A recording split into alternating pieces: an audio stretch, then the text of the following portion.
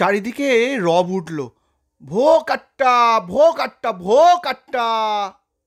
উঠবে নাই বা কেন? ছেলের দল যে ঘুড়ি কেটেছে, তাও আবার যাত্রার ঘুড়ি নয়, মহানায়ক উত্তম কুমারের। আশপাশের বাড়ি থেকে দ্বিগুণ উচ্ছ্বাসে ফেটে পড়েছে তারা। খুদেদের সেই আনন্দ দেখে মহানায়কের মুখে শিশুর সারল্য মাখা হাসি। নিজের ঘুড়ি কেটেছে, তা সত্ত্বেও তিনিও আনন্দে চেঁচিয়ে উঠলেন, ভো কাট্টা।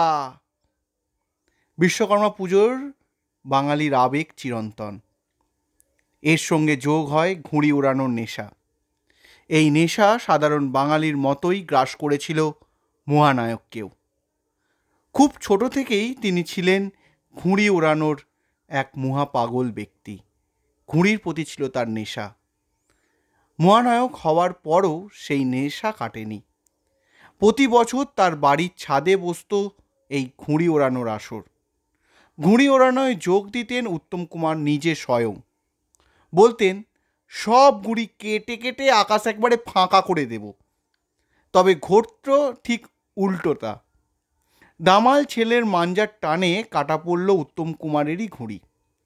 তাতে অবশ্য বিশেষ কষ্ট পাননি নায়ক, বরং খুশি হয়েছিলেন। নিজেই বলেছিলেন, আমি চেয়েছিলাম ভো কাট্টা হতে। সাংবাদিক রবি বসু উত্তম কুমারের একথা শুনে রীতিমতো অবাক হন। বলেন, ঘুড়ি কেটে ওরা আনন্দে রীতিমতো উৎসব করছে।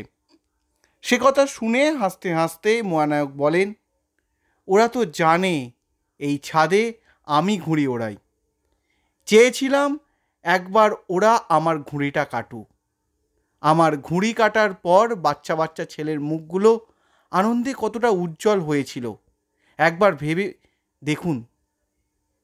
প্রতি বছর এমনভাবেই বিশ্বকর্মা পুজোর উদযাপনে মাততেন আমাদের প্রিয় নায়ক উত্তম কুমার। তার ছাদের আসর বসত এবং সেই আসরে অনেকে যোগ দিতেন। ঘুড়ি ওড়ানোর ফাঁকে চলত বাঙালির খানা পিনা। আর মাঝে মাঝে তিনি চিৎকার করে বলে উঠতেন, ভো কাট্টা। কিরকম লাগলো আজকের এই পর্ব অবশ্যই আমাকে লিখে জানাবেন। ইতি তোমাদের অর্ণব, মানে আমাকে ভুলে যাননি তো? অনেক দিন পর আবার এলাম। নতুন যারা শুনছেন তারা অবশ্যই একটা রেটিং দেবেন, এই আশা রাখি। ও আজ যে সমস্ত তথ্য পেলেন সেগুলো পেতে সাহায্য করেছে বর্তমান পত্রিকা, তাই বিশেষ কৃতজ্ঞতা বর্তমান পত্রিকাকে। আজ এখানেই শেষ করি। দেখা হচ্ছে নতুন পর্ব নিয়ে আবার অন্য কোনো দিন। আজ এখানেই শেষ করলাম। টাটা।